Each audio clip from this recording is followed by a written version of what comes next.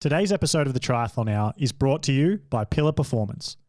If you're someone who gets colds or sick a lot, then something I've started doing for that daily is taking Pillar's Ultra Immune C. I just hate being sick, particularly when it's interrupting my training and social life.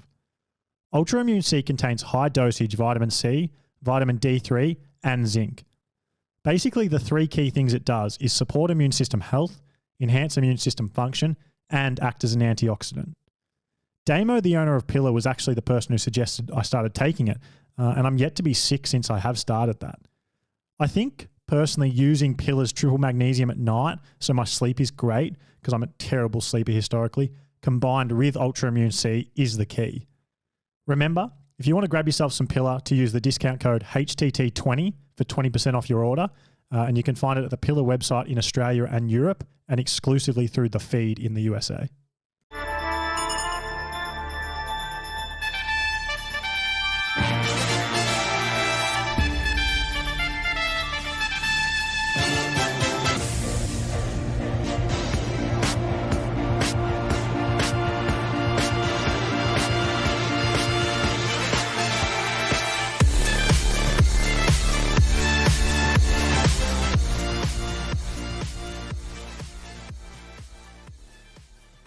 It's a massive day today on the Triathlon Hour because we've got, in my opinion, the very best triathlete on the planet as it stands right now, and probably the most, or if not the most, definitely the second most frequently requested guest that I get for the show, maybe alongside Lionel Sanders, Kristian Blummenfelt.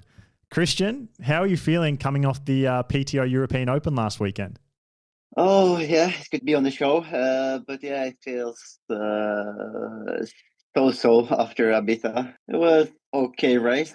Obviously, would have loved to win. I would taking the win, but yeah. So now I made it over to Japan and Yokohama and having another race tomorrow. So at least like excited to start the season. And yeah, it's a good way to start on and then build on from the race I had last week.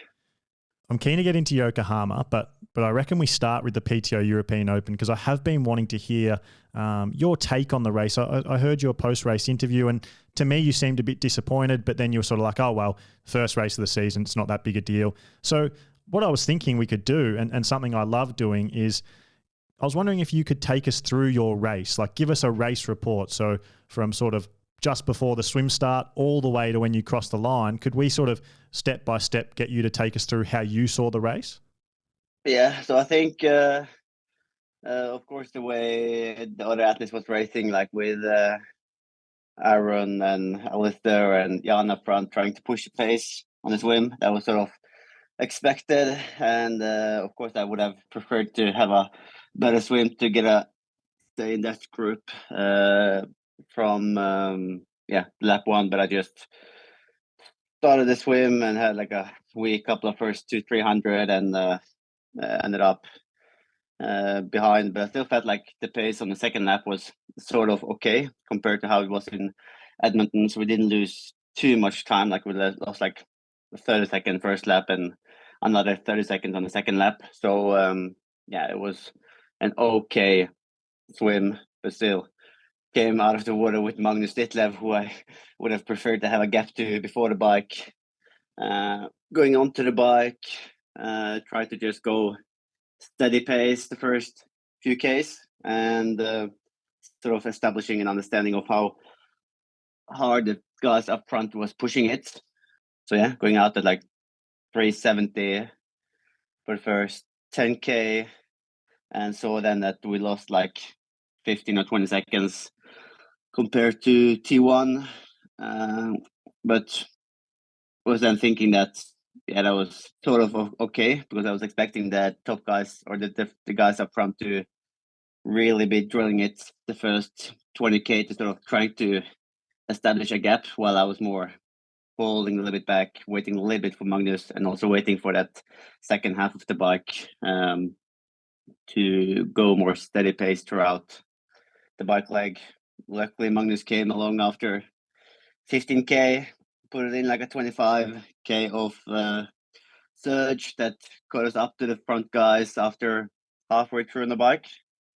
And then it sort of split it up quite early again when we just caught up so it was like a separation there, and it's tricky to either pass like 10 guys suddenly if you have to pass 10 guys to get in a better position.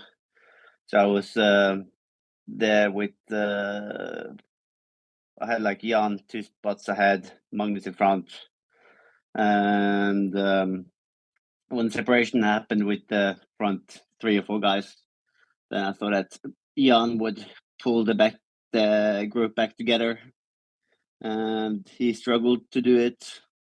And then suddenly Magnus jumped across, and I thought that they would still come together most likely. And also, I didn't want to bleed too much off my run legs, so I was like maybe going for the wrong decision there to play it safe rather than going for it on the bike the last 40k, because also the pace dropped quite a lot the last 20k. So then came off the bike a minute off the pace or behind the front guys.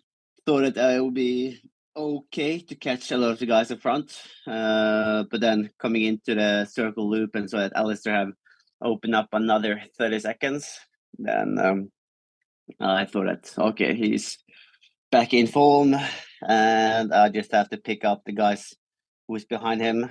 But then, yeah, I thought maybe after 2 or 3 laps downtown that Max was like the guy who was running more steady, and I didn't really catch in anything on him. And yeah, the rest of the guys sort of blew up. At any point in that sort of final, maybe 10K, 8 to 10K, did you think, yeah, I'm definitely going to catch Max here? Or did you get an inkling a little bit earlier that maybe you weren't going to catch him? I was hoping, like I was trying to pace well, and I think like both me and Max was running quite even throughout the whole 18k, but also I just felt like I didn't have like an extra gear to ramp up the speed. So like I tried with 5k to go to just lap my watch and just go for a fast 5k just to bring him in, because I think I was like 45 or 50 seconds behind, and I just tried to lift it up, but didn't have that extra gear. And then you see when you're 50 seconds behind after or with 5k to go, and you're 40 seconds with 3k to go, you sort of do the math yourself, and you can see that if it just keeps going like this, then it's not going to be enough to catch before the finish line. So at Kona last year, obviously the big battle was like you and Gustav and Sam Laidlow up in front. But for the start of that run, Max was the guy who could go with you and Kristian. And, you know, there was a little period there where you were trying to fight you were both trying to fight for Gustav's feet, and you basically pushed Max out of the way and said, "No, Gustav's feet are mine today." And Max said, "All right." and then but the funny thing that in Kona, the whole bike, like I didn't really know who that guy in red BMC suit were. So on the way back from Javi, me and Gustav was like sharing the work, and I thought that okay, the guy in red will probably just fade off on the run, so we don't have to care about him. But then I see that he's flying by out of T2 and like looking quite fresh, and I see that the name on the bib like Max, and oh, that's Max Newman. And then Mikael is like screaming that he's been running quite fast before in like a half, and but I still felt like I'm just gonna focus on Gustav, stay behind him, because I was also struggling quite badly from the beginning. I would say like it wasn't that fresh running stride already from the first few K. So I think Max was like taking maybe 20 or maybe even 30 seconds on both me and Gustav the first 2K in Kona. So he was like flying there, and also the way he was running the back end of the marathon on the way back from the energy lab when Gustav dropped me, and I thought that okay, I'm struggling just to finish this marathon. I have to slow down, maybe run like 4-minute pace back home again. Then suddenly he was like catching on and being like 45 seconds behind with 8 or 10k to go. So I really had to dig deep to sort of respond to his pace back then. So I knew that he was having that endurance that he could finish off the the marathon quite strong, and if you can do it for marathon, you can definitely do it for 18K as well. Well, you've sort of taken me into exactly what I was going to ask, is that a lot of people going into the PTO European Open were not even talking about Max Newman. In fact, I don't know if there was a single person who picked Max to win. I think he sort of almost got forgotten about. Like, I think a lot of people thought he wasn't even racing type thing. And the interesting thing is that with sort of 8 to 10K to go in the PTO European Open, he was about 45 seconds ahead of you. And like, if you flip that at Kona with about 8 to 10K to go, you were 45 seconds ahead of him. So my question is, despite the fact that not many people were talking about him, you'd obviously been locked in a battle with him at Kona. Did you think about him in the lead up to the PTO European Open? And did you think he was a threat to win? Not really. I thought that he would maybe have a more like a marathon stride than running that 3:10, 3:15 pace. So I would expect him to run a little bit slower, but I would also expect myself to run a little bit faster. So I didn't really believe that he would take it like he did, and also like defend the lead on the run the way he did. I thought that Magnus could maybe do something damage on the bike and put himself in a good position. I thought that Alistair could break away somehow to take the win if he were pacing more clever, more smart, like in the first half of the run. And I did believe that Jan would struggle with the top end speed. So I thought that like Alistair was the main guy and maybe Magnus. That's really interesting because for the longest time now, people have been waiting for a showdown between yourself and Jan. I think even more so than Alistair or Magnus or Sam Laidlow or Max Newman. People have really wanted to see you versus Jan, who most people look at Jan as the greatest of all time. And I think most people look at you as the guy who's going to take over that mantle, if not, in a lot of people's eyes, already have taken over that mantle. So the performance of Jan Frodeno on the weekend, it didn't surprise you?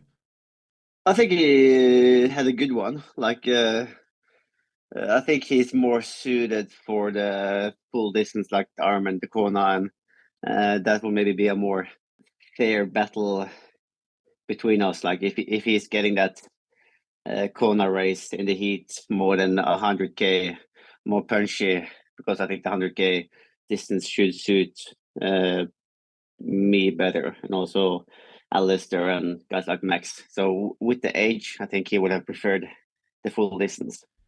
Okay, so now this leads us into a really interesting question. The PTO US Open, that's on August 5th. And then we've got the Olympic test event in Paris, which is on August 18th. And then we've got the PTO Asian Open 2 days after that on August 20th. Then we've got the 70.3 World Championships a week after that on August 27th. And then a couple of weeks after that, we have the Ironman World Championships in Nice on September 10th. You've just brought up that Jan is more suited to the Ironman distance. And I think we all can probably read between the lines that the Ironman World Championships this year will be Jan's final race. Like, I think a lot of people are expecting him to retire after that race. Will we be seeing you at the Ironman World Championships? Is there any possibility that, even given how like the Olympic test event is clearly the one you're focusing on in mid-August, is there a chance we see you just so that you can go and race Jan and the others?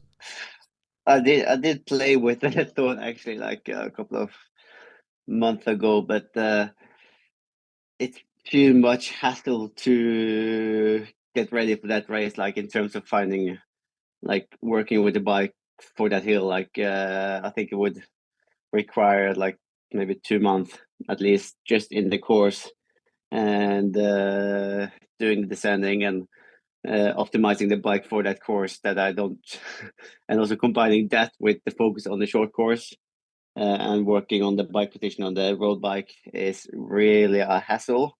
So if it was like a straightforward course like in Kona, it would be easier to just do like 3-4 weeks of preparation to get fit for it. But I think the fact that the Nice course is so special, I think I would have to wait until 25 to do it, and then I can do like a proper build up to it.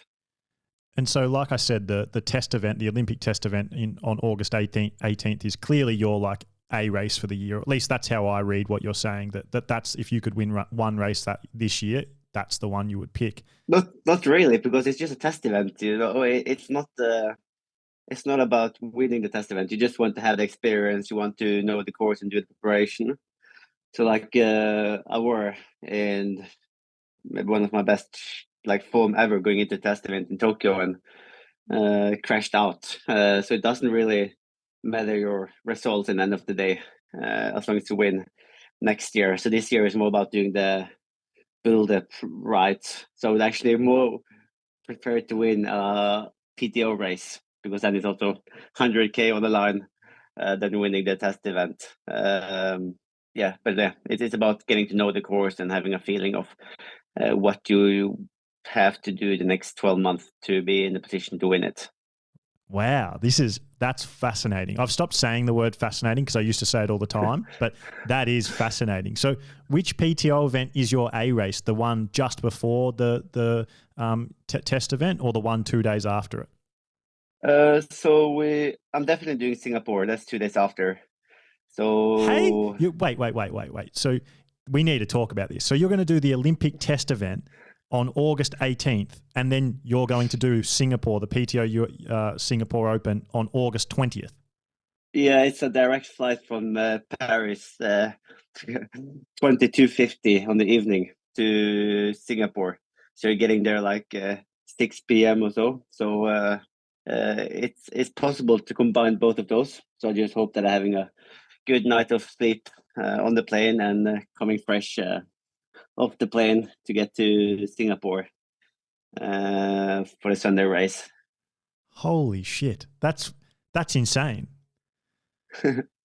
Yeah, but also thinking about maybe Milwaukee.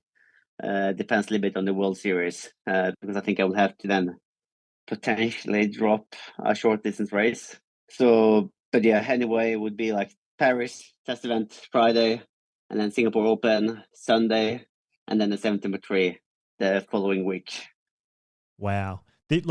This is crazy, but let's say in a hypothetical world, because it's fun to be like that. If you were to win all three of those races, I think right there and then people start calling you the greatest to ever do it, because that would be an absolutely insane feat. Yeah, it would be a great challenge, and but again, like everything this year is about getting ready for next year. Yeah, doing the volume and the races that I enjoy and sort of keeping me motivated and getting the challenges, but also doing the work that's required for next year. So will Gustav be doing that same thing? Will he be doing that same schedule as you? Yeah, so we are having the same schedule or traveling from Paris to Singapore and then back again to Europe and then for 70.3. And the good thing is that we're coming then. So we can focus all in on the Paris race and have like a proper build up to the test event, and then after that we just try to recover as fastly and quickly as possible for the race. That's basically a day and a half after on the other side of the world. So given that, do you look at Gustav as your main challenge or your main competition in both of those PTO races and the Ironman 70.3 World Championships, or do you look at other people as your biggest competition there? I think Gustav is only doing Singapore, and every time he's turning up to half distance race, he is a guy to watch out for. But I think we also learned that Max can be quite strong in Singapore, and also it's probably going to be humid and warm, and he also performed well in Kona. Magnus seems to be getting stronger and stronger. Also, he had a quite solid run, I think, in Ibiza, so he will also be up there. And then let's focus a little bit on Yokohama this weekend. So I guess a lot of people look at you as maybe even better over the short course distances than the long course distances, which is quite crazy to say. But how do you feel coming into Yokohama this weekend? Obviously, this episode will go out once the results already happened, so we'll know whether you've won or had a shocking day. But how are you feeling going in? I'm feeling good, like compared to the last 2 weeks. Like I would say I'm as prepared here as I was going into Ibiza, or maybe a little bit better prepared here, because I've had one more week at sea level, and also I did most of my work in Sierra Nevada on my road bike. Like I didn't jump on my TT bike before I had like a week left on the altitude camp. So I feel like I've been having this race more in my mind over the last month or 2 months. But I also feel maybe that I'm missing 3 or 4 weeks of like quite high intensity training. Because I didn't have the best winter. I was sick a few times going into Abu Dhabi, so I ended up having to pull out of Abu Dhabi in March. So had to use the whole Sierra Nevada camp to build up some fitness again. So I feel I'm now missing. I'm very strong, like capacity wise, but I'm missing those fast track sessions and like the race pace in the pool. And I feel maybe that's suffering a little bit now. But I think I hope to be fine for tomorrow. And but I think it's like a good start on the season. Tell us, Kristian, how hard is it to win a WTCS race compared to, say, the PTO European Open or the Ironman 70.3 World Championships? For me, it's easier. I've won a few, but I've never won a PTO race. But no, I think it's different racing. Like you have the 100K distance might suit someone, but doesn't suit some other athletes. And the difference between the top guys is like if you're 45 seconds off, you might end up being seventh rather than winning the race. So it's like much more dense in the front, and you're always racing against someone around you. While in a at least a 70.3, you might have more time to just settle into your own rhythm, and it's more the strongest one who is going to win. But in short course, you have so many more athletes around you that's trying to benefit from your strength and really taking advantage of your strength as well. I sort of look at you, and I think a lot of people look at you as the best all-round runner in triathlon across all distances. Like I think that's pretty hard to debate. But when it comes to short course racing right now, do you see yourself as the best runner in the sport? Do you think if you came off the bike with everyone there that you're the best runner of that field? Not today, and not coming off. I'm definitely not the best 5K pure runner or 10K pure runner. Like you have Hayden and Alex, who is clean run splits, like in terms of just a 5K. But if we do it off the bike, especially if it's outrun everyone, especially over 10K, I think Hayden and Alex might be favorable over a 5K. So if you're looking ahead to the 2024 Olympics, where we all know you're going to be the defending champion, looking to become only the second person in triathlon history, along with Alistair Brownlee, to win 2 Olympic Games gold medals, do you look at Alex and Hayden as your main competition, or is it other people?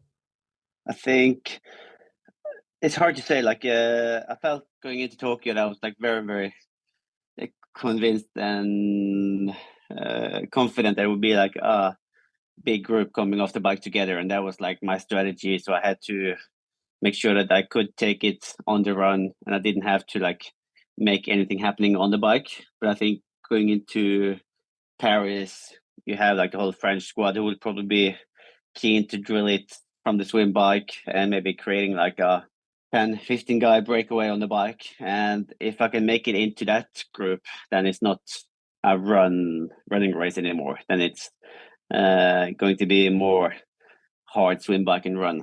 And then it's maybe some of the French, maybe a German, like new guys coming up who can be the main players.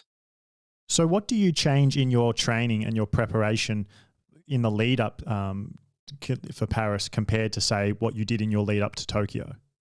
I think we will have to lift up the speed in the pool to be able to have that top end speed, or at least getting faster there, so I can make sure that I'm like 10 seconds ahead compared to where I were in the water in Tokyo. Because if I'm there, then I can maybe bridge up to that first pack. So like in Tokyo, I think I was like 25 seconds off the front. And if I were like another 10 seconds further up, then I could have bridged up on the bike, and then we had a different scenario. But that's also requiring that, and then suddenly have to make sure that that first pack is getting away instead of just wasting energy by trying to create something while everyone is just looking at me. So if we can get like a race scenario where the 10, 15 around me is keen to work on the bike as well, out of the swim early on the bike, then that can be a great scenario.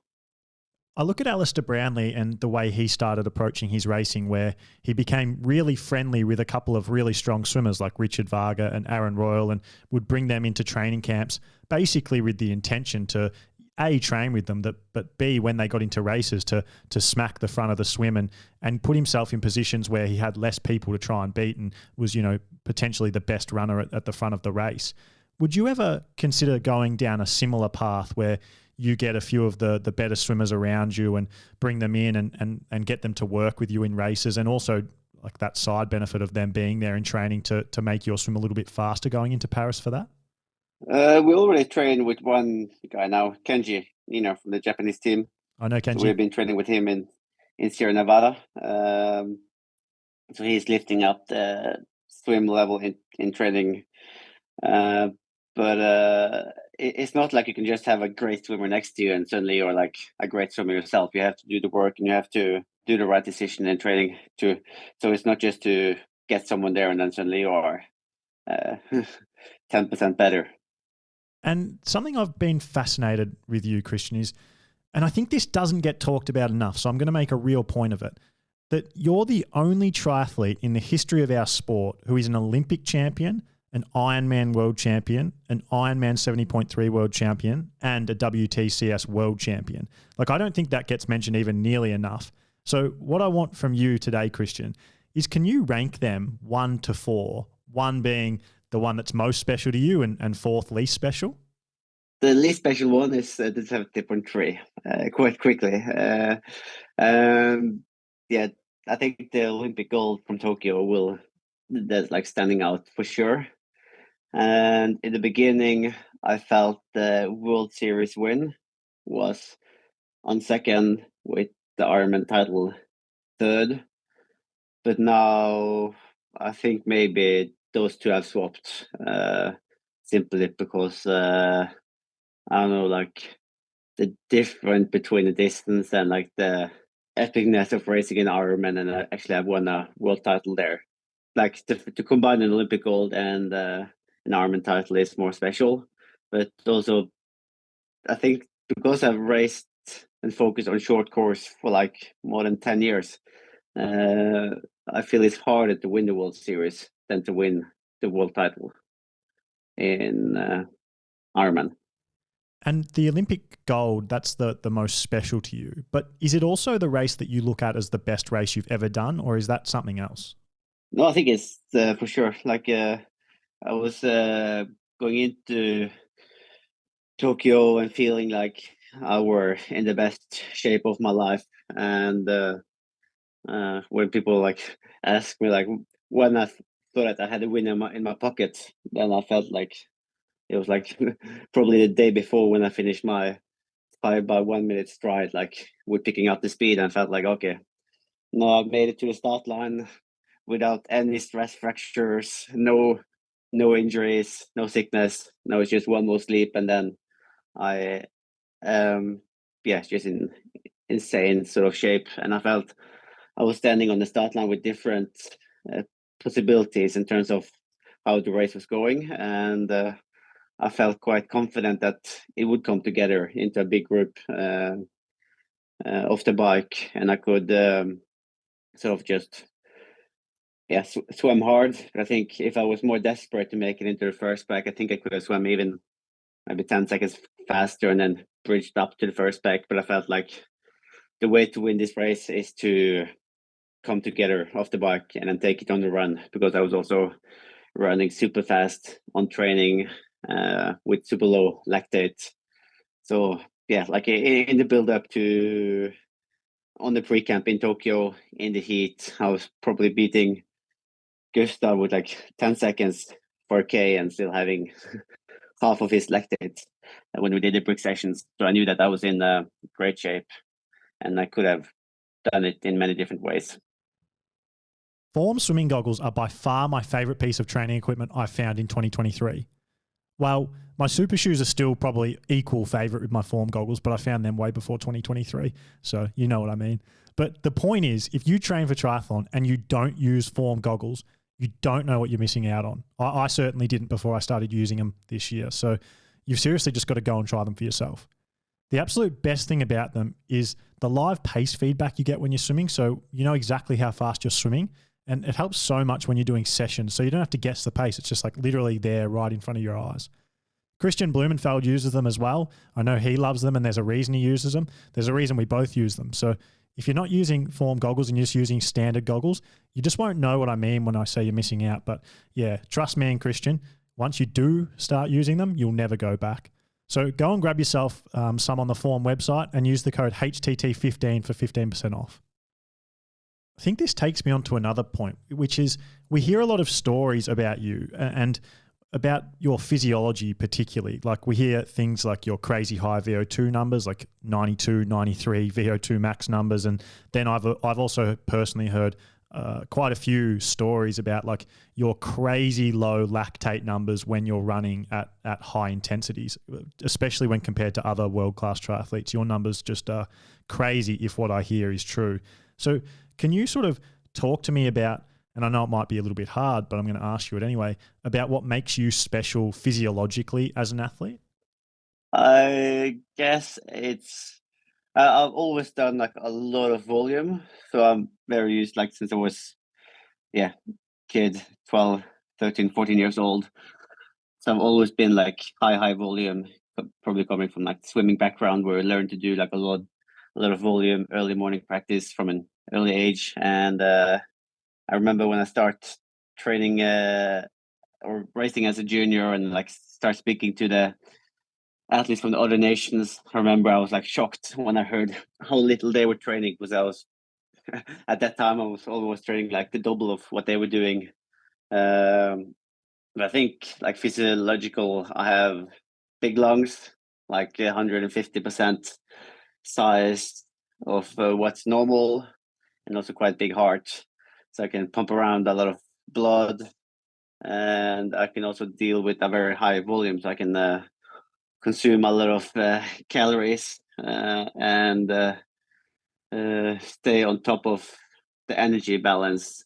So when I'm on the training camp, I can train pretty high volume for weeks after weeks. Well, you often see athletes fade off after 2 or 3 or 4 weeks, and the fact that I can train so much over so many months, I think is big beneficial.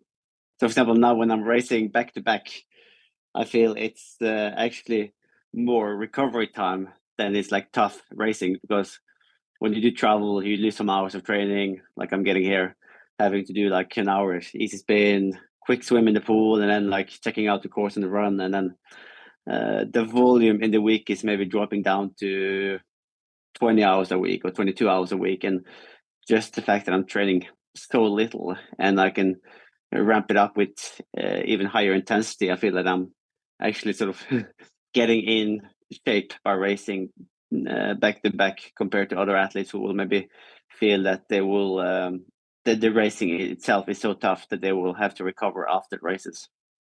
So when you say that you're a high volume trainer, how many hours a week are we talking about that you would do sort of back to back to back? In average across the year is like 1,300 hours.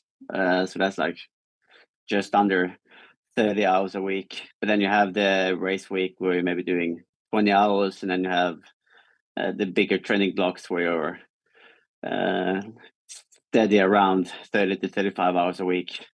But it's not just about getting the high volume in terms of hours, because I think I've been at this volume for maybe 12, 13 years already. So what we've changed maybe the last 5, 6 years is to try to lift up the intensity. So as much of the riding I'm doing, I try to do it at a little bit higher power than what I did before. Before I was much more conservative in terms of the training was much more polarized. Also, the easy was significantly easier, and then the hard was sort of the same as we're doing now, controlled effort. While now I'm doing the easy sessions a little bit harder just to get more stimulus out of them. And my brain just went to this because you talked about the session that you did before Tokyo, the day before, where you sort of like knew that you were going to win, and then talking about your high volume training. It sort of brought my mind to the training session that you and Gustav did together out at Kona before the World Championships that literally everyone was talking about, where you ran sort of 40K 6 or 7 days out from the race. And, you know, a lot of that was at marathon pace or even higher than marathon pace in the end off the bike. Talk to me about that session, Kristian. And like, that's a very unique session that I don't think anyone in the history of the sport's ever done over there at Kona before. Yeah, so it's sort of the same build-up we have done to. I did both in Cozumel the week before, and in St. George in the May race, and in Hawaii. So like a week out, we basically do the whole whole race, or maybe 95% of it. So we did the day before. I think we did the swim course and like 170K on the bike, and at race pace, and then we're like measuring lactate maybe after every 30 or 60 minutes, and just refilling, having Olav in the car next to us, and just having these 8 stations. And then the next day we did maybe 100K on the bike, just to sort of get that fatigue back into the legs, and running like 40K off. And can't really remember if we did 30 minutes effort or maybe 45 minutes. So we did like maybe 30 or 45 minutes at race pace, and then we did like a measurement, and then we did again and again. So 40Ks in total.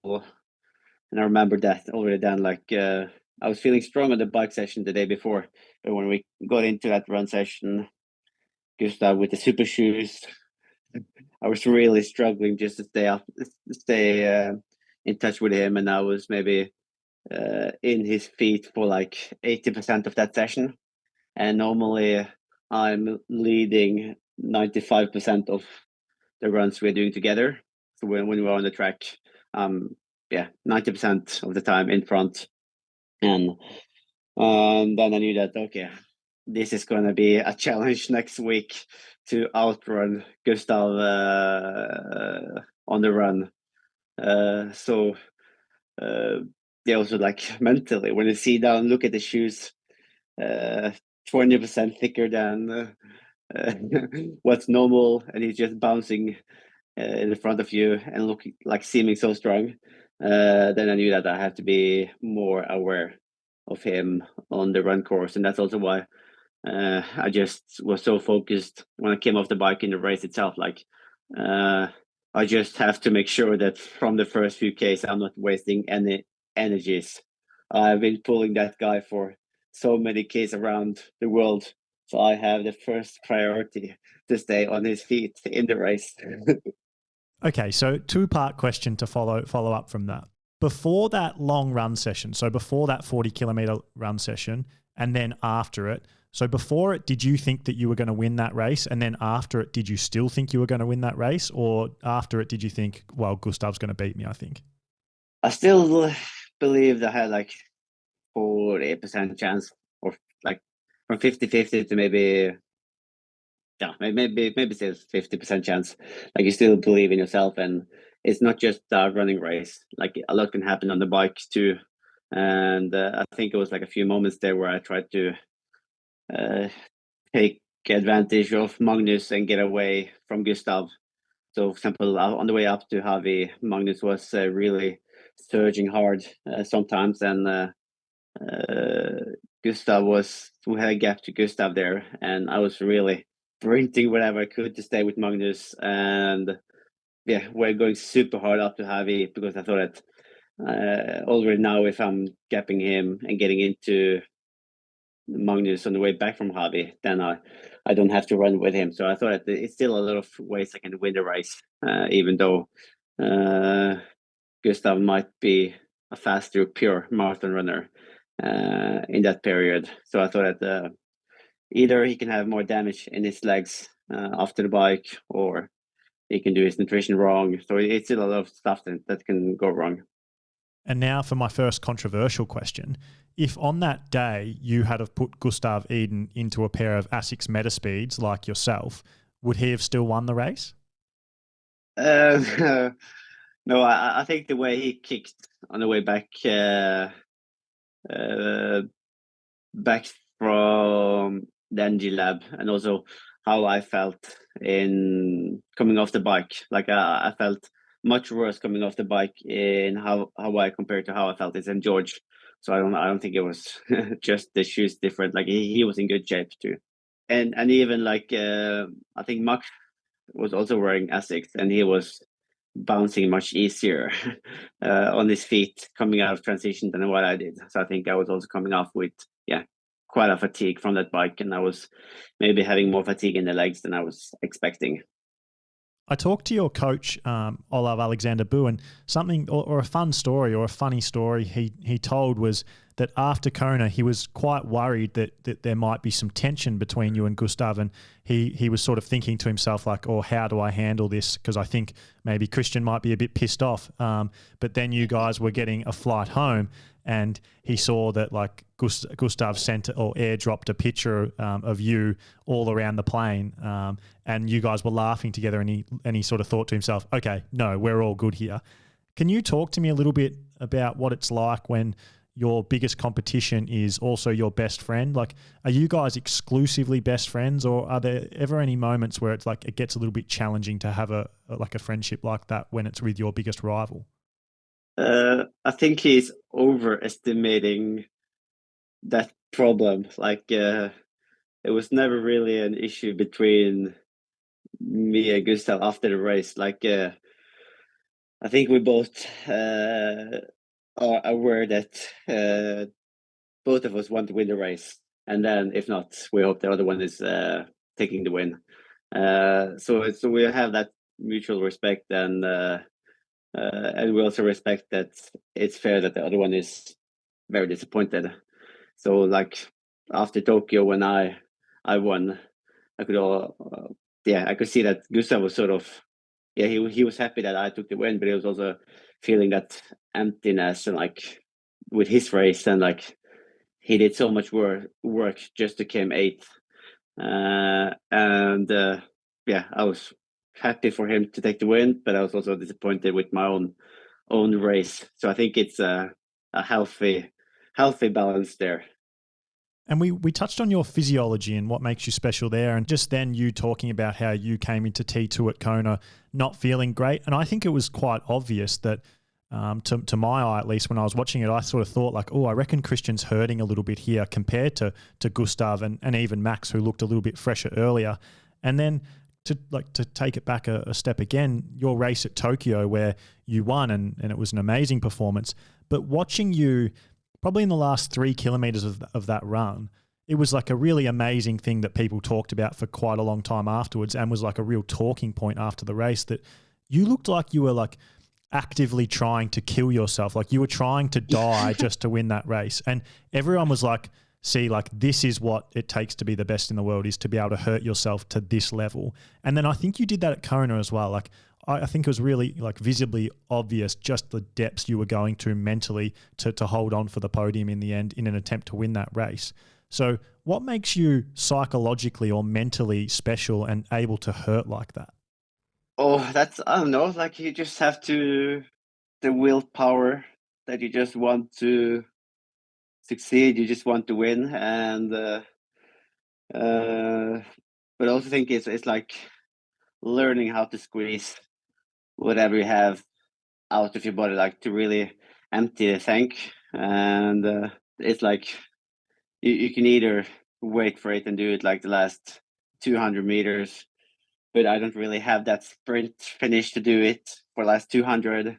So it's sort of the fact that I hate to lose and I love to win, and I also know that the feeling, if I'm not squeezing out everything of the body before the finish line and I'm coming second, then that feeling is so much more worse and painful, and it lasts for weeks rather than just doing it for 5, 6, 7 minutes in the end of the race. So I think it's just like learning how to turn on that switch, and also understanding how short it's left, because often the clock is going very slowly when you are running from K8 until the last 2Ks in an Olympic distance. But if you can sort of switch it back to imagine like you are on the track and you're doing like a 2K all out effort in the end of the session, and just bringing that mentality into the race situation, I feel it's easier to squeeze out everything.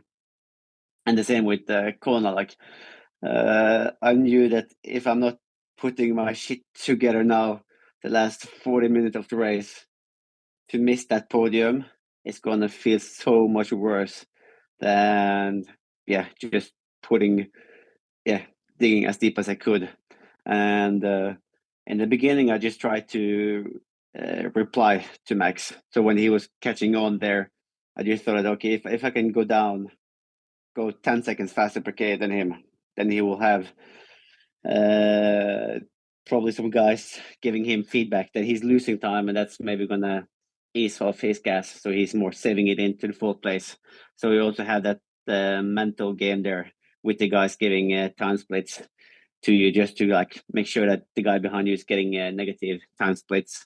So you always have to break it down as well. You can't just think that it's 2K left, or if it's 10K left, you have to take like corner for corner or aid station for aid station.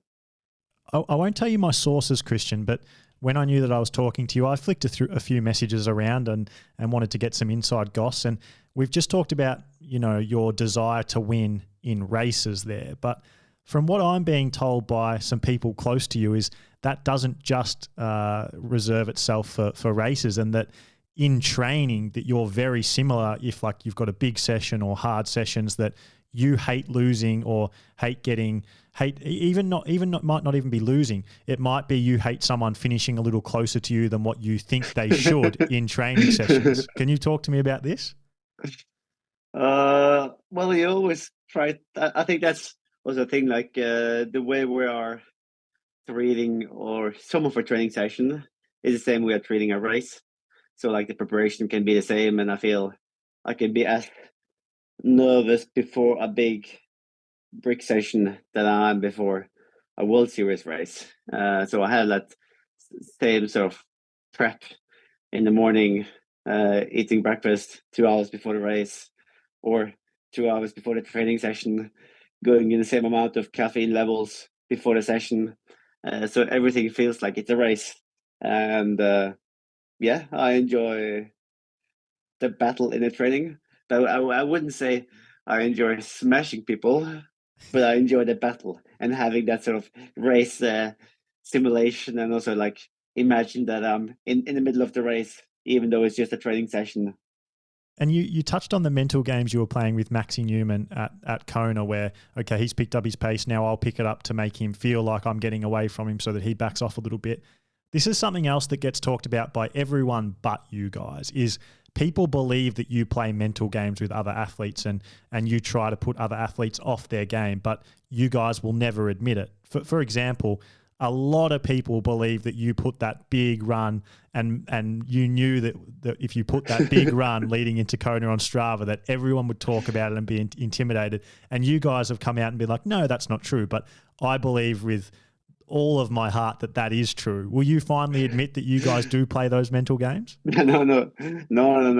I think it's more funny when we see we do it one day, then you see Lionel did it the next day. That's more funny. But we don't really do the training to scare people. I think it's more embarrassing to do a big training session the week before and then fail. So it's more like we're putting our heads on the table, I would say, because if we had done a 40K 6 days out or 7 days out and failed in Hawaii, then people would sort of point on that session. So it would have been so much easier to just not post that session on Strava, because then people are more unknown. But it's more because we think that's the best way of preparing and keeping like the volume high until the very end, and then you just do like a very sharp tapering, maybe last 2 or 3 days. Because I think if you taper too much, then I feel that my muscle fibers start to change and getting like too explosive, and it's not as efficient for a long race. So then I might feel good the first half of the race, but then I'm just going to get burning too much carbs rather than being efficient. So it's more about finding that balance to actually keep the volume long enough into the race, and then just resting like the last day, last 48 hours. And the same with an Ironman. Kristian, something that's like super obvious about you is that you love triathlon. Like you live and breathe triathlon. And there was this story I got told down the grapevine of that Jan Frodeno hung out with you once and you went and did like a little bike ride or something together. And he said to someone afterwards, he's like, holy fuck, Kristian loves triathlon. Like that was his takeaway. And like every time that I hear you speak, every time I watch videos of you, that's one of my key takeaways is like this guy just loves this sport and he lives this sport. Can you talk to me a little bit about your love for the sport and your love for training and everything about the sport and what role that plays in your success? It's funny that you say that about the ride. I didn't. We just talked about triathlon. But yeah, I don't know. It's just what I like doing. You know, it's I like to be active. Like to set myself big goals, and since I've been kid, I would say I've been all in for it. And it's I don't know. I don't have too much interest outside of the sport. Do you think that you would be as successful as you are? Like, do you think you have the natural physiology and psychology or mental game to be as successful as you are? Or do you think that because of that and that sort of complete all-in approach you take to the sport, that's what actually makes you successful? Or do you think you could be as successful without that complete all-in way you go about things? I think it's hard to, because I think because I'm also going, I don't feel that I'm sacrificing other things. It's more like this is just what I like to do, and this is like what I prefer, how I prefer to live my life. And I also enjoy the feeling of having good training sessions and executing it well and feeling that I'm in great shape. So it's more, I don't know, the life and the lifestyle of triathlon that I enjoy more than the other side of life, just doing nothing. And sort of on that, let's get to it. The Norwegian method, the most like mythical, talked about training method and approach to training we've ever heard. Do you think that you guys, like in-house, like you and Olav and Gustav and the crew, do you talk about it at all? Like, and do you guys think that you're doing things that other people aren't doing? And do you guys have secrets and that kind of thing? Or is it more just something that the rest of the world talks about, but you guys don't really think of as a thing? I think we are all living in this bubble where we are all as extreme as each other, maybe in different ways. So yeah, you could hear it on the podcast with Olav, how into the details he is, and the same like with Gustav and myself. We have sort of the same mindset, so we feel that everything we do is normalized because the people we meet, the companies we're working together with, they are as invested in the project as we are. So it's more when we start talking to other athletes and actually understanding what they're doing, then we feel that okay, it's we are, it is quite different and sort of a lot of, maybe not secrets, but like we are working in a different way. And I think you really have to be on the inside to really understand how different it is. Can you tell me, Kristian, you said that like this is just the lifestyle you love to live, so you don't feel like you're sacrificing anything. But do you think that there is any downside, or do you ever feel like there's any downside to living the lifestyle you live? not at the moment. Like I'm looking at it as like if you're going to an Italian restaurant, it's not like you're sacrificing the pizza if you're choosing a pasta. It's just like I, I'm going for the pasta or for the pizza, you know. And it comes benefits with it. Like we get to travel all around the world, do races, great events, work with great companies, and yeah, meeting other like-minded people. And uh, I guess it's not going to be forever, but hopefully it will be as fun as it is now for the next 10 years. And then, yeah, we will see where the future goes after that. You just brought up Olav then, and I talked about him a little bit before, but you were coached by Arild Tveiten before that, and then made the switch to be coached by Olav Alexander Boo full time. Can you talk to me about that decision and why you're now being coached by Olav full time as opposed to Arild? Yeah, so we were a part of the working with Arild since 2010, part of the national team, and he was first a private coach, and then we had this project going into Rio and Tokyo. And in 2016, before Rio, Olav came on board, did some testing, and was more and more involved into the project and had more and more responsibilities going into Tokyo too.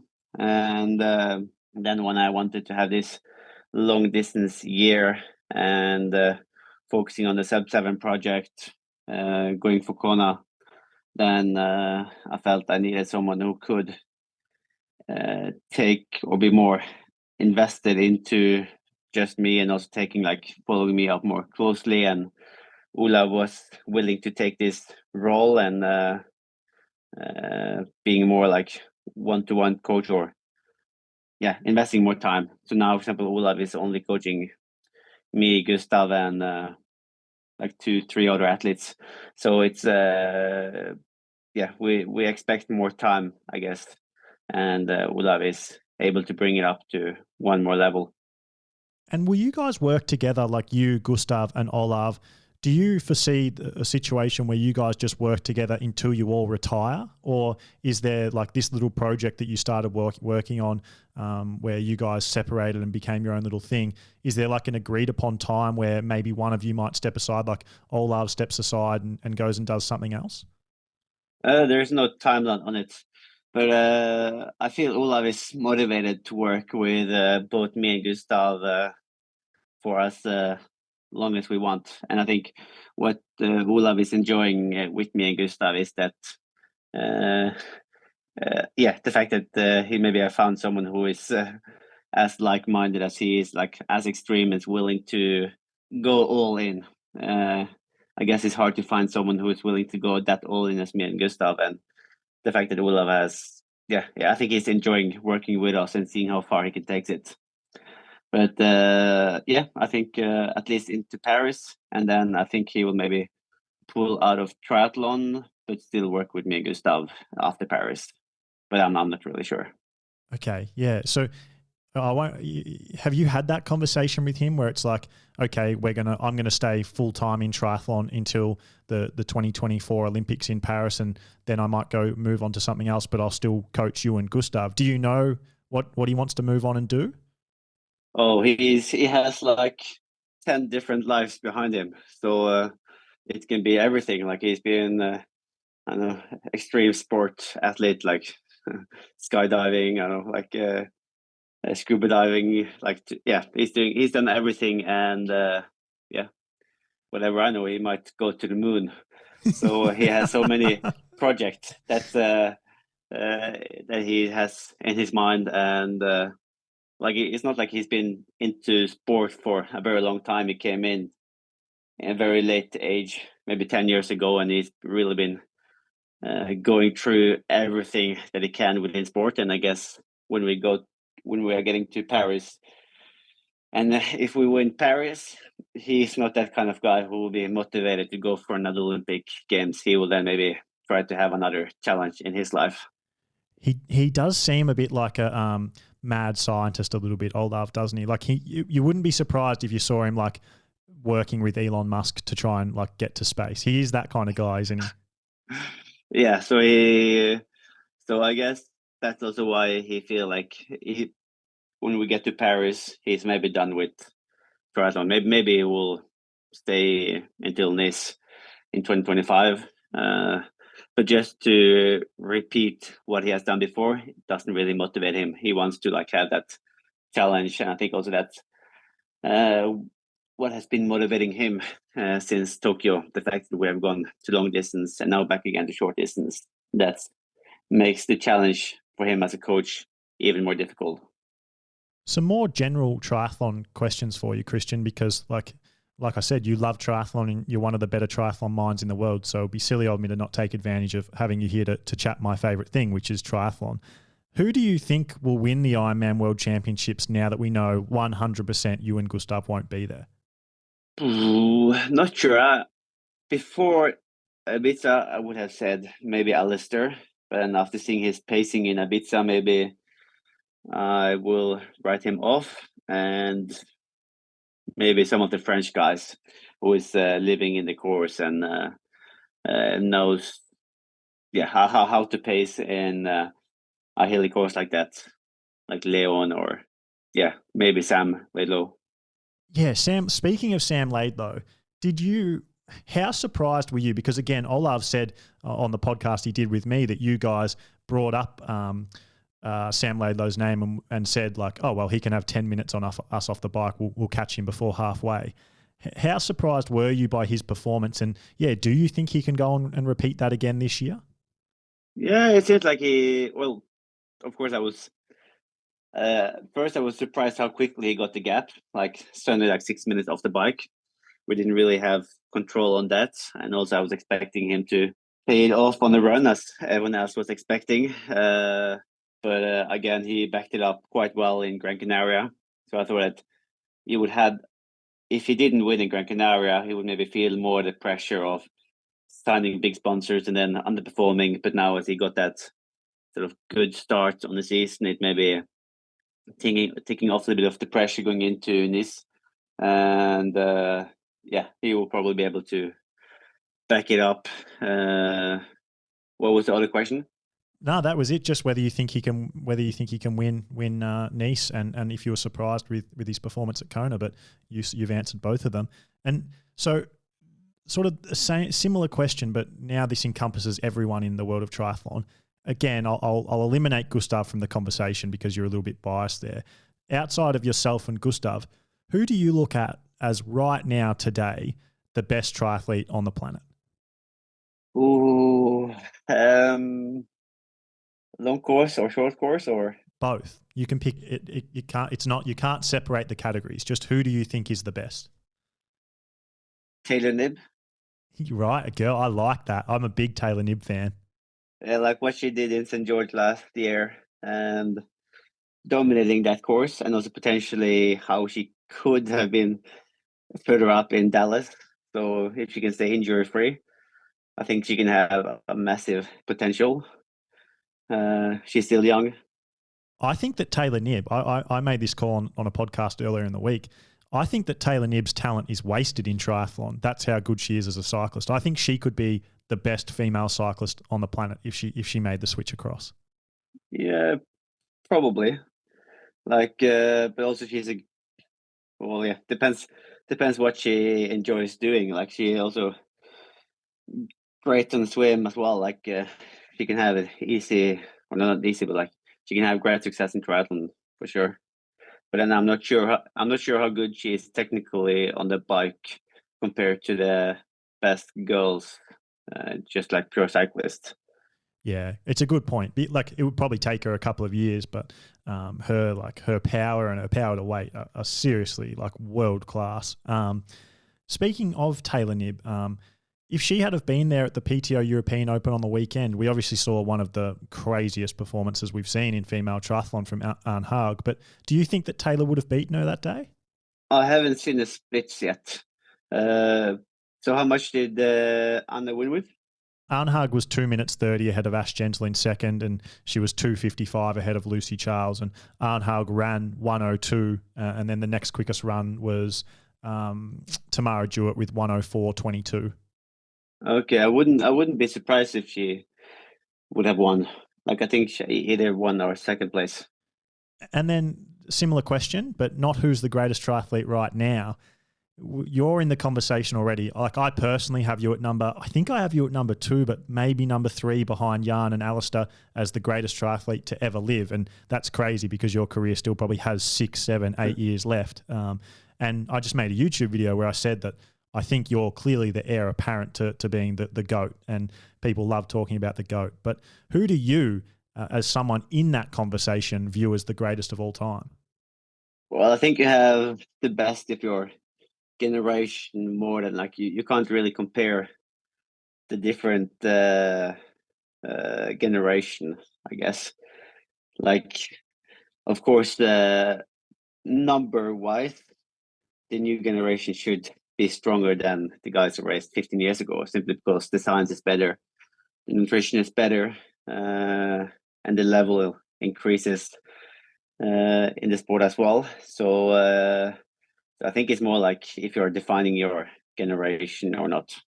And Jan has been like setting the standard in long course since he retired after London in short course, and also Alistair has been defining the sport in short course from 2009 until 2016. So they have like the different eras where they are really on top of it.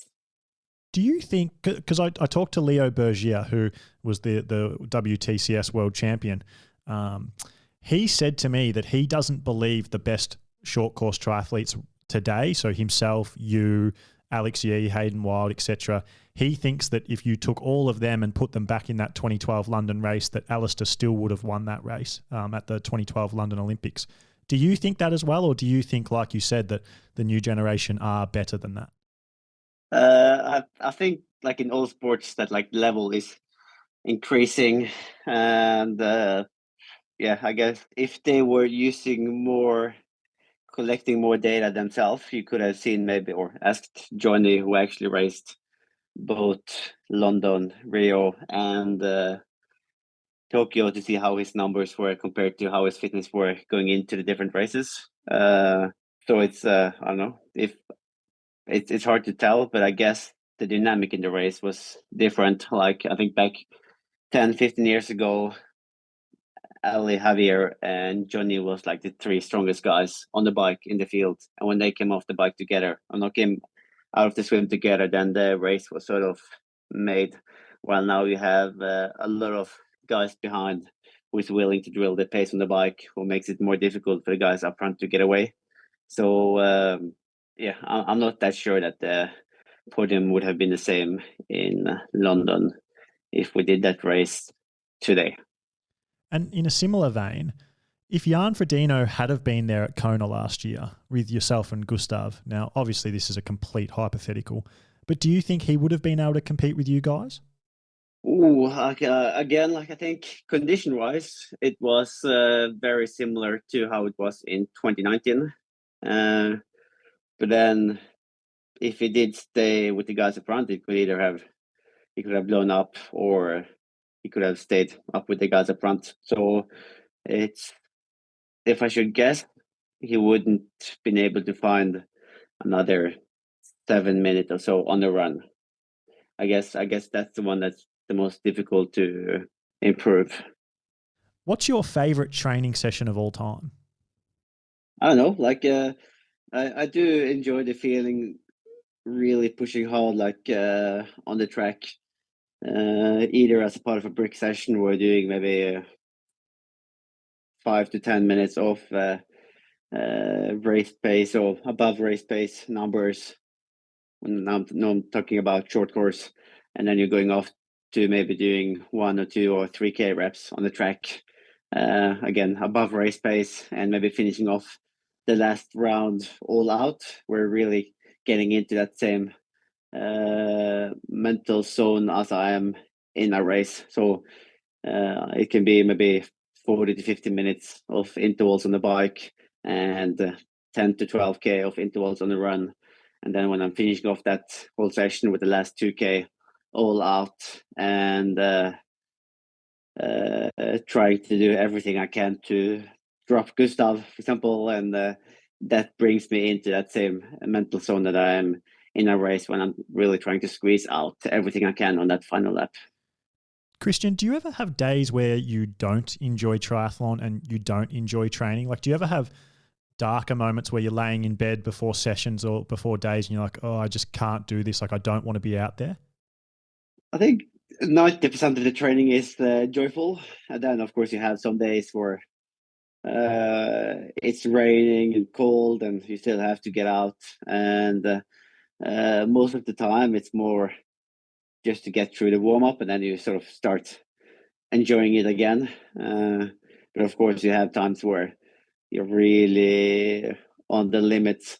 And I do find this time is actually more when I'm really like pushing the volume and like it's really tired and lack of energy. So what I've done just have to do is to have like 1 or 2 easier days, and then the joy with the training comes back again. We obviously have to talk about the most sort of topical thing in triathlon at the moment, apart from racing, and that's Colin Chartier. What did you make of the news when you found out that Colin Chartier had tested positive for EPO? Well, first of all, it's like a big shock, like simply because like we've seen how he's been training, like in the YouTube series with Lionel, and also the fact that he was coached by Mikael, and like it was sort of like not a guy you would be suspicious towards. Like going into Tokyo, for example, we heard about someone who ended up being caught for years. Like so the guys who was caught going into Tokyo wasn't like that wasn't really a big surprise. But then the fact that Colin, like that was more like a big shock. And then of course you start thinking like, the fact that he's sort of involved with Norwegian team and like bringing you sort of into it.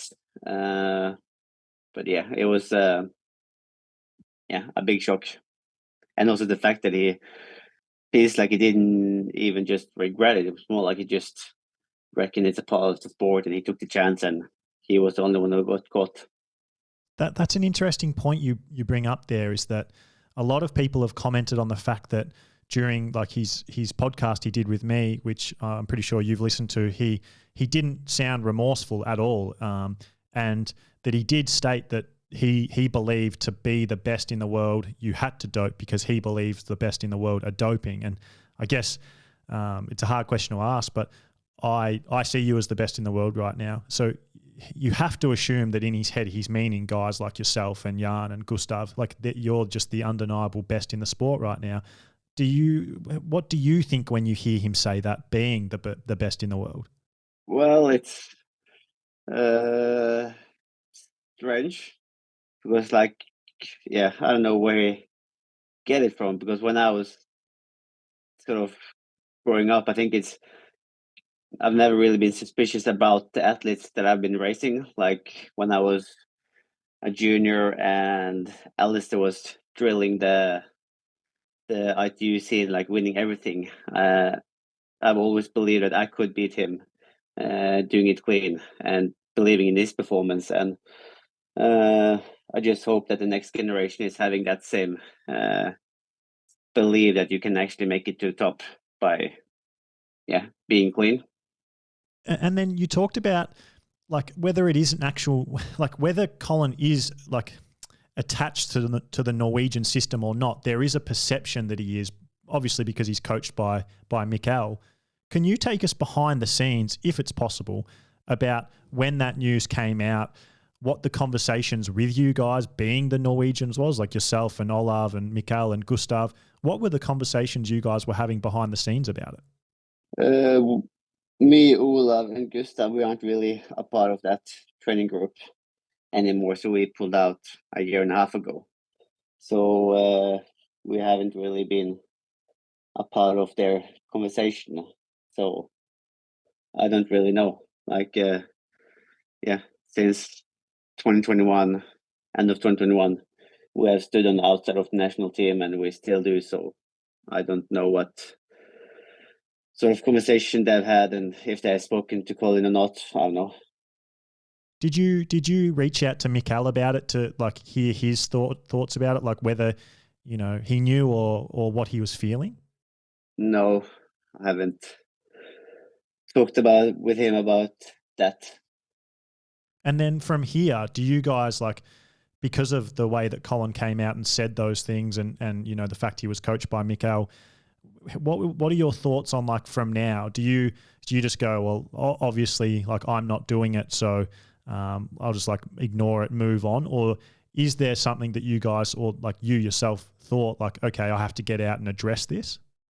I feel it's not much to do really. Like we know that what we are doing and like all the numbers we're collecting is something we will post by the end of the career. So if people are suspicious, they can wait and see what we are publishing in the future. But until now, like we are just trying to keep the noise outside and focusing on their training and on the training that we are having in front. So trying to stay focused really and doing what have been doing. Obviously, like a bit of a tough time in the sport at the moment that we have to have this conversation because yourself and we're just like absolute triathlon nuffies. Like we live and breathe the sport a little differently. You go out and kill yourself every day to do it. I just sit back and watch you do that and then talk about it. But yeah, it's like I would love to get you on and just talk about what we did for the first hour and 10 minutes and not have to have that conversation of 5 minutes at the end. But yeah, it is a little bit of a weird time in triathlon in the past couple of weeks, isn't it? Yeah, but I guess it's good to see that the system is sort of working. And that actually people are getting caught when they are cheating. So it's also something positive that comes with it, that the fact people are being caught. And the same happened before Tokyo. Like you probably had athletes there being in the sport for like a decade without being caught before they got tested like around 2021. So it's good to see that the anti-doping work does work. It's important to take it up and keep the topic or bring up the topic when cases like this comes. I've been waiting to ask you this question for ages, and I would have kicked myself if I had forgotten to ask you. So I was talking to Sam Laidlow, and he did it on the podcast, but he'd also told me about it off the podcast, but then he told the story on the podcast in the first episode he did with me, or the second episode he did with me after Kona. I can't remember, one of the episodes he did, where he told me a story that you told him about how much caffeine you take. and then he's like, oh, okay. And he's taken it all down, and he's like, okay, I'm going to try that. And so then he went and tried it. And during the race and like before the race, he couldn't stop going to the toilet. Like he just kept shitting, and he had like real bad diarrhea for ages because he took so much caffeine in. And he goes, and he sort of like thought about it on air, and he goes, I actually don't know whether he was just playing with me and he doesn't actually do that. And he was like I didn't. The thing is that we raced the Collins Cup, and then we had this like European lounge, like where we could have some snacks, some coffee, like after breakfast, like in the morning. And I was sitting there chilling out with Gustav and probably some others, and like drinking coffees. And I think he was like just looking at me, like seeing how much coffee I was drinking. And he was like asking, like, "Oh, so you like how much caffeine do you take, and do you go like decaffeinated before race to get that maximum boost when you get to the race?" And I told him, no, I just go from high to higher. so I had some coffees there, and I also took some Red Bull and gels before the start. But then what he's doing then, that I guess he didn't tell you really, is that so I'm telling you, oh, you should try to go higher on caffeine. But what he's doing is he's going to that espresso machine with his bottle and putting in like, I don't know, 8 espressos into a bottle. and I don't really understand what he's doing with it. But apparently he was drinking these espresso shots cold, like 4 hours later, right before he did his race. So I didn't tell him to take 8 espressos just before the start, because that's obviously going to mess up your stomach. Like I do it like in the morning to kickstart the stomach, so it's like everything is out before the race. But he did it just before the start, I think. And oh, it's one of the greatest stories I've ever heard. Just and I think from memory, off air, he was being a little like cautious on air, and he told the story. But then off air, he was like, "Oh mate, I couldn't stop shitting. I just would not stop." It was so funny. I saw him on the course there, and obviously saw that he had lost some point. But I wanted to scream to him, "Come on! Every point counts! Every point counts!" But then I also saw that he wasn't in the mood to really take any comments like that. So. oh, it's one of the funny. It actually was probably the funniest story I heard in the triathlon world last year, and like I've always like held on to the hope that you were just like messing with him. That would have been even funnier. But yeah, great story. No, he was on my team, Team Europe. So I just wanted him to really come out of the battle there and take some points for Team Europe. But unfortunately, he gave away full score to both Sam and Laidlaw, so he actually let us down. But we will have a team discussion whether we can have him on the team next year or not. Oh, that's so funny. All right, now that's a great note to wrap it up on.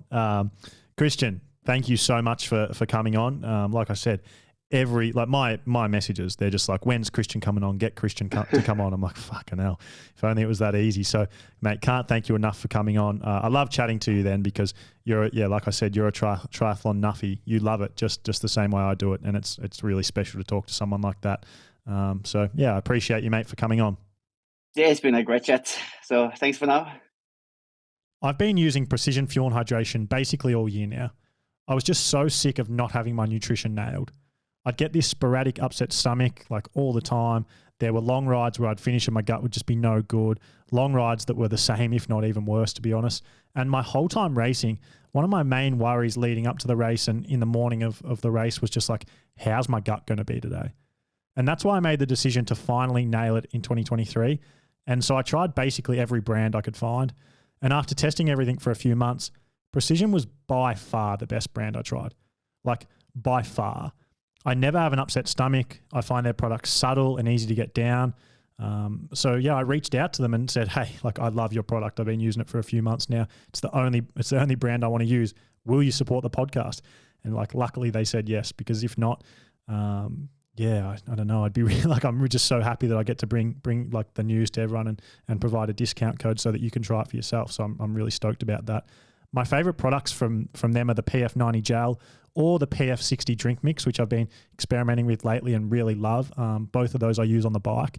And then the PF30 gel for long runs or run sessions. And the pH 1500 electrolyte tablet, I just use all the time. I use it in the mornings or the night before long training days. Same like with the night before and the morning of like really hot training days where I've got a bit of training on. And I always have it on like the swim deck for my swim sessions. If you care about your training and you want to dial in your nutrition too, just trust me. Go and try Precision Fuel and Hydration, and you'll be like me, and you just won't go back. You won't use anything else. Use the code HTT23 for 15% off your order at checkout.